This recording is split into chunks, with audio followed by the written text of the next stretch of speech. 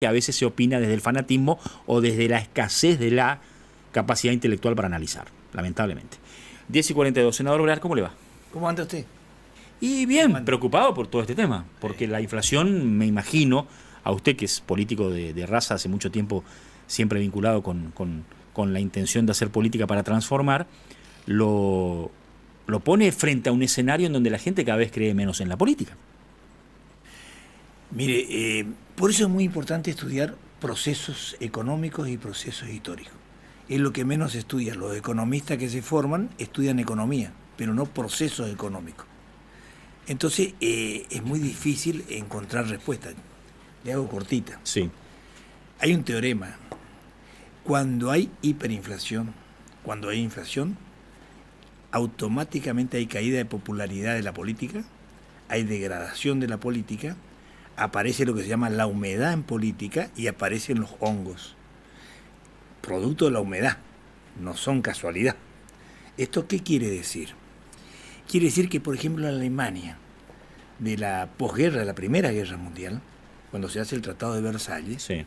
Keynes dice, que fue el representante inglés, después renuncia, lo van a hacer crear una nueva guerra a Alemania, van a crear un resentimiento y van a crear problemas políticos en Alemania. Después de Versalles. Porque va a tener una inflación, porque lo que le interesó a los aliados después de ganar la guerra, en la Primera Guerra Mundial, era indemnizaciones de guerra, desarmar a Alemania, quitarle dignidad. Sí, castigarla, ¿no? Y Alemania sufrió eso, una hiperinflación. ¿Y quién apareció después? Hay un libro que se llama Feuerson, Cómo muere la moneda. La culpa tenían los judíos, la culpa tenían los bolcheviques, la izquierda, los socialdemócratas. Se discutía si el Parlamento tenía que aniquilarse y Kelsen defendía, todos los abogados estudian por Kelsen. Hay un debate famoso entre Carl Schmitt, que fue el líder jurídico después de Hitler. Y ya sabemos lo que vino después, en Alemania. No estoy diciendo que eso va a venir. Lo que quiero decir es, cuando y por voto popular ganó Hitler. Sí. En 1933. Sí, aparte obtuvo un respaldo de masas inédito en Alemania. Lo que demuestra que la diferencia que hay entre una dictadura y una democracia, en las dictaduras se llega también por mayoría, pero contrario a la ley. En cambio, la democracia te exige dos cosas: llegar y respetar la Constitución y las leyes. O sea, usted dice, en Argentina estamos muy lejos de esto, pero hay otros países que avanzaron en la entronización de líderes que no me parecen democráticos, independientemente de que hayan llegado. Vamos al caso Orbán. Trump, Bolsonaro, Orbán en Hungría, Erdogan en Turquía. Le Pen que quiso ganar en Francia, gracias a Dios ganó Macron. Macron uno puede tener diferencias, pero ganó la democracia contra la dictadura. Casi ganó. Bueno, pero la pregunta es, Argentina está muy lejos de todo eso. No hablemos de Hitler, porque siempre hay que ser respetuoso con eso. Y no analizar el mal absoluto. Exactamente. Pero digo como ejemplo, donde hay hoy Estados Unidos con una hiperinflación del 8,9% anual, ¿Trump puede volver? Sí. Y Biden tiene un nivel de caída de imagen tremenda. Espectacular. Boric en Chile en 2 meses perdió casi 40 puntos de. Sí, pero lo de Boric es una cosa totalmente distinta. Perdió su propio mercado por falta de confianza, por querer ser racional. Tiene un problema. Pero lo que quiero decir es, normalmente tanto se tensiona en la hiperinflación, la gente le ve desordenado, desorientado a los políticos, que se quiere hacer la fuga. La gente hace la fuga por extremo. Por extremo izquierda, si es que tiene que dar una respuesta, o por extrema derecha. Pero no la derecha democrática. La derecha que no importa si se respeta la ley, sino solucionenme el problema.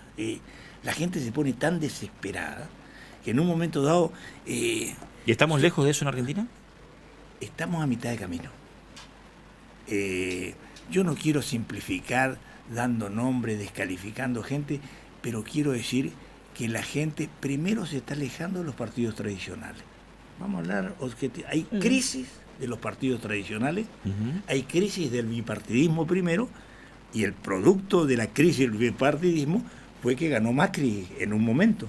Y ahora el producto de la crisis de los 3 partidos políticos es que aparecen líderes municipales primero, pero con incidencias que después la gente empieza Pero vamos a analizar un poquito. Bueno, pero espera, haga una pausa acá. Tema de, por ejemplo, yo no le por ejemplo, el tema Milei. El tema Milei. Bueno, él no es un líder municipal, es un líder está tomando dimensiones en provincias también. No, bueno, pero me parece que él se dimensiona por cuestiones comunicacionales a partir del fracaso de la política tradicional. Es el hongo de la humedad, dije. La humedad es el bipartidismo, tiene humedades y generó estos hongos, son las contradicciones de la humedad.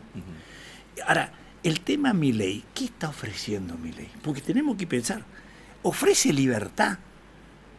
Si todos sabemos que ya nos enseñó el doctor Alfonsín que no hay libertad sin igualdad, sin equilibrio social, sin racionalidad. Tenemos saldado ese debate. ¿Por qué ahora queremos descubrir, después de tantos debates, que la libertad solo nos puede llevar a la construcción? No. La libertad es el darwinismo social, es la concentración de la riqueza, la consolidación de las corporaciones. Por eso que Urequian es el que le financia a Milei. Ahora, ¿usted cree que la idea? Está bien, pero Milei, ¿qué está ofreciendo? Milei ofrece la negación del Estado como última fase, que no haya Estado. Y si no hay Estado en las crisis en el mundo se resolvieron con el único sujeto excluyente que hasta ahora no se encontró sustitución, que es el Estado-Nación. Está bien, pero yo puedo estar de acuerdo con eso y soy defensor de la responsabilidad social del Estado. Ahora, si ustedes, todos los integrantes de la clase dirigente, no advierten que el peligro es el estatismo bobo, que está instalado a través de los discursos. Termino la idea, perdón.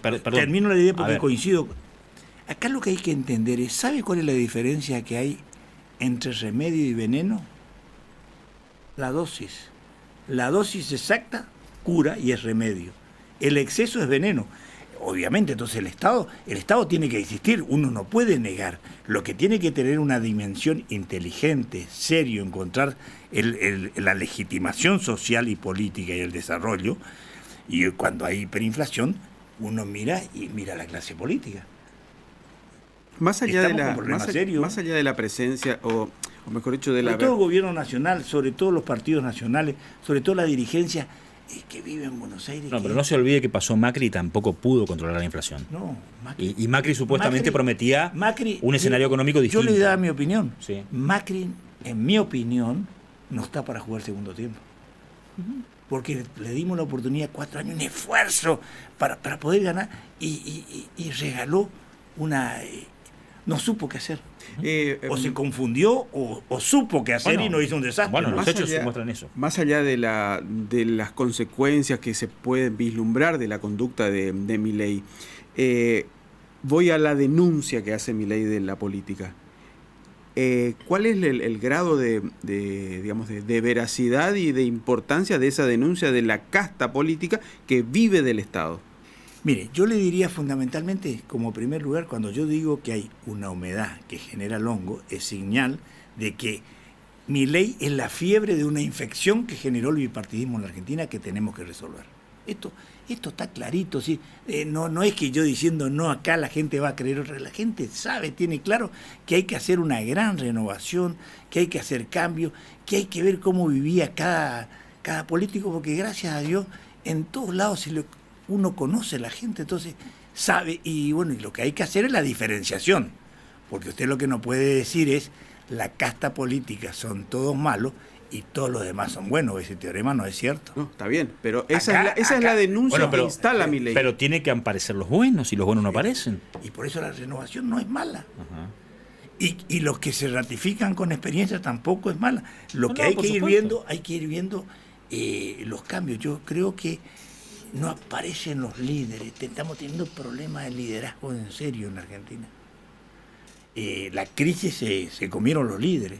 Entonces, hoy está todo en discusión. ¿Se da cuenta usted que si hablamos de la negación del Estado, cuando en todas partes del mundo discuten el nivel de definición de la eficiencia, el rol del Estado, porque uno puede discutir el rol del Estado, es legítimo, pero lo que no puedes negar es la negación del Estado, porque eso es la existencia misma de una sociedad.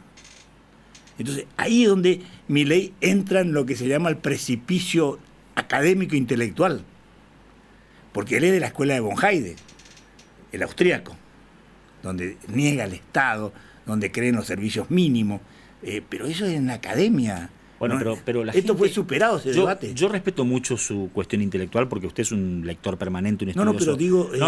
pero digo que el 85% de la gente en el país está más concentrada en cuestiones vinculadas con el día a día y el bienestar.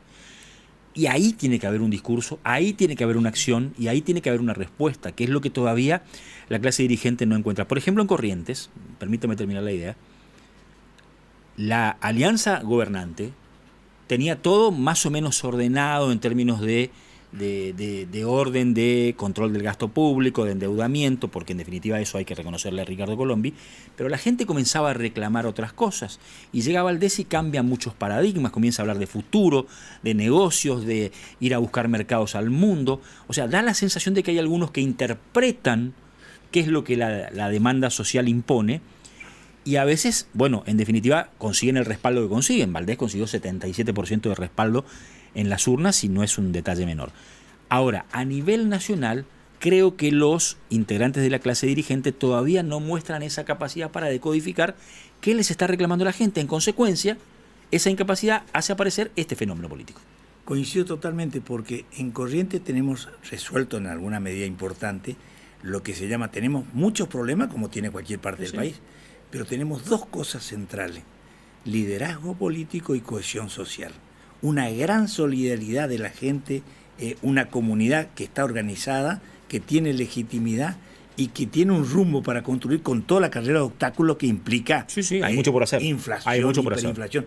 A nosotros también nos complica espectacularmente la inflación y la hiperinflación, porque a la gente no le alcanza el sueldo y mira para todos lados, y eso hay que cuidar muy bien y hay que tener mucha austeridad y manejarse con mucha racionalidad.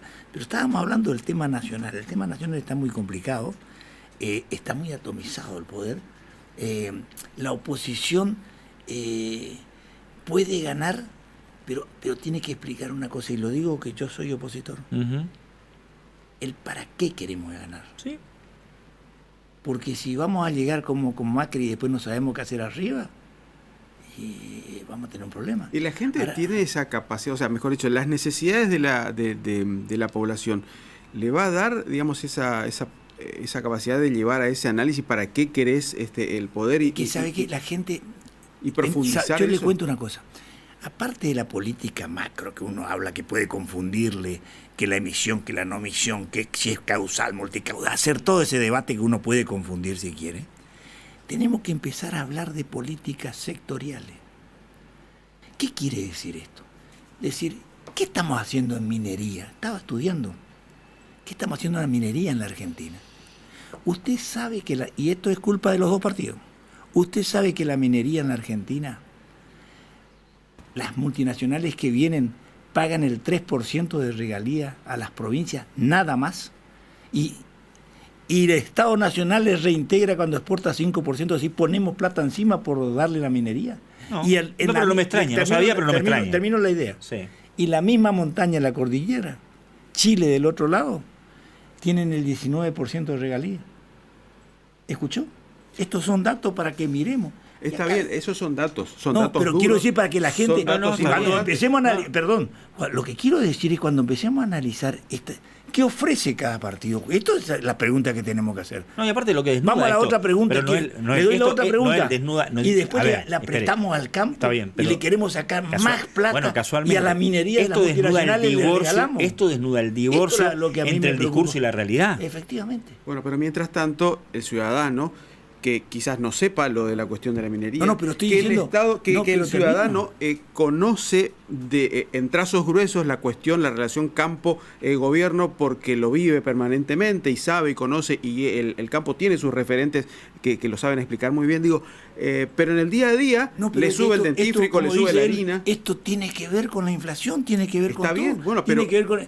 Escúcheme una cosa, pero ¿cómo puede ser que sea el único país del mundo que estamos entregando el litio, la minería, sin ser socios argentinos, donde decimos nosotros vamos a llevar la ganancia junto con la... Bueno, pero Noel, ustedes tienen la idea. Pero tienen al presidente partidario, Gerardo Morales, metido en el centro del negocio del litio y no está gritando en voz alta este tema. Y yo estoy hablando fuerte porque estos son los reclamos que tenemos que hacer. Bueno, ahora, yendo específicamente al tema... Por eso estoy diciendo que la oposición tiene que decir para qué ganamos. Perfecto. Tenemos que decir, por ejemplo, pero usted también termino la idea, en la industria automotriz, ¿sabe cuánto nos cuesta la industria automotriz en la Argentina en la balanza comercial? tenemos un déficit todos los años de 10.000 millones de dólares. Bueno, y el 85% de la supuesta industria nacional es autoparte extranjera, con subfacturación, sobrefacturación, con un dólar a 120 y con un dólar blue de 200, donde pagamos la diferencia. ¿Pero sabe cuál es la sensación que está plantada en la gente? No, pero le voy dando... Pero espere, y si supongamos que ustedes tocan las regalías de minería y las llevan a Chile, por ejemplo, a lo que hace Chile, 19%. ¿Sabe cuál es la sensación que tiene la gente? Que si ese 16% va al Estado, el Estado lo despilfarra después.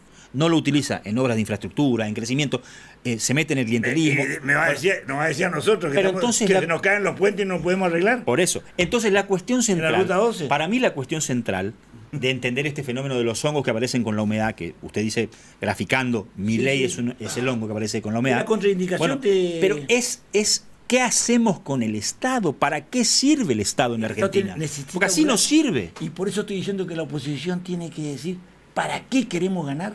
Le estoy demandando a la oposición, no ya al gobierno que ya perdió. Es muy interesante. Freno acá porque si no podemos seguir. El gobierno ya perdió. Y tengo entendido que usted tiene que ir hizo la definición. Le queda, y Cristina cuando le dice, vaya y lea el libro de Torres, del 5º piso de economía en Alfonsín, cuando le regala el libro el día del cumpleaños, Torres lo que dice en la página 4 es, eligieron el camino de perder seguro. Bueno, está perfecto. Yo también comparto en que el kirchnerismo parece gestualmente tratar de asegurarse la provincia de Buenos Aires y nada más. Pero yendo a Corrientes y yendo concretamente a un tema que me interesa mucho, ¿por qué tenemos el paso fronterizo cerrado y Ituzaingó-Ayolas? Es una arbitrariedad. Es una posición dominante, es un abuso de poder. Pero les digo por qué. Históricamente, nunca el gobierno nacional de ningún partido político quiso abrir el paso fronterizo. Ayolas y Ituzaingó. Sí. Y forzado por una gran pelea que dio Valdés, logró conseguir que se abra en el gobierno anterior, que se abrió hace 3 años. Nos hacían el verso anterior de que el terrorismo tirar una bomba en el puente y Salto Grande y cosas tienen puente y no hay y la represa Hoover que tuvo entonces, amenazas terroristas y nunca cerró. Vamos ya al caso concreto. Pero vamos a decir concretamente que vamos a explicarle a Fabián. Yo le digo lo que pienso. A Migraciones, le cuento a Migraciones y a Fabián Río. Añacuá empezó la obra hace 3 años. Sí. Nunca nos dijeron que... Y el puente funcionaba perfectamente bien y el contacto físico anduvo 10 puntos. No hubo problema. Cuando se cierra con el tema sanitario. Bueno, termina el problema sanitario y ahora salimos que la obra de Añacuá es todo mentira. Noel, ¿quién maneja esa dieta? ¿Misiones o Corrientes? Formosa. Bueno. Hoy maneja... No, debido. Porque rompieron el contrato. Bueno, está bien. Hoy lo pusieron a debido, pero no Formosa. No, ¿sabes qué una cosa? Pero el poder misionero maneja Yacireta. Te cuento una cosa. ¿Sabe lo que le quiero decir con esto? Sí, entiendo. Pero hay una ruptura. ¿Saben por qué cierran el paso fronterizo? Porque quieren mantener abierto Posadas Encarnación. Pero aparte te cuento una cosa. Sí. Hay un contrato político que se rompió, que es Rovira Kirchner. Por eso que le pusieron ya a Barrios Arrechea como penúltimo presidente, porque no cumple los tratos en Buenos Aires, pero se rompió, pero estuvo muy firme. Ahora, quiero contar una cosa. Estoy por escribir un libro sobre el tema Yacyretá y los reclamos de Corrientes. Voy a empezar con que recordarle que el peronismo quiso privatizar Yacyretá en $1.000 millones cuando debíamos 6.000. Se llamaba proyecto BMW, Bus Guasmosi Menem, en 1998.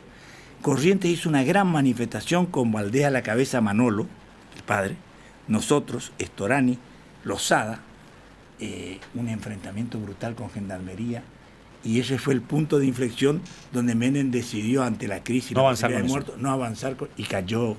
Gracias, por $1.000 millones estábamos por entregar. Está bien, pero no. ¿hay margen para no ir a la Corte? Hay margen para ir a la Corte. Porque yo creo que sí. O sea, Corrientes, como dueña de los recursos naturales, tiene que reclamarlo. La 124 lo dice así y hay muchas obras que se consiguieron. Quiero contar porque si no... hay cambios. Itacabó, la segunda línea cuando se hace Yacilé que pasa por Iberá, Itacabó, que costó $50 millones, está en la ruta 123, es la que permite que hoy tenemos la línea hacia Paso Los Libres y hacia Goya. La tercera línea de... En 500... No, termino. Seguimos muy por debajo. Lejos. Seguimos. Pero tenemos que seguir empujando. Pero contra la arbitrariedad, la única forma es contrarrestarle con justicia. Noel Brear, el senador provincial, estuvo con nosotros. Esta charla puede prolongarse, pero tenemos otras obligaciones. Ya vienen las noticias, ya viene la pausa. ¿Vamos con la consigna? Gracias. Estamos yendo al sombrero. Sí, sé que se va para el interior también, por eso no le puedo robar mucho tiempo. Dale. Bueno, ¿sirven para algo los controles de precios? Esa es la pregunta que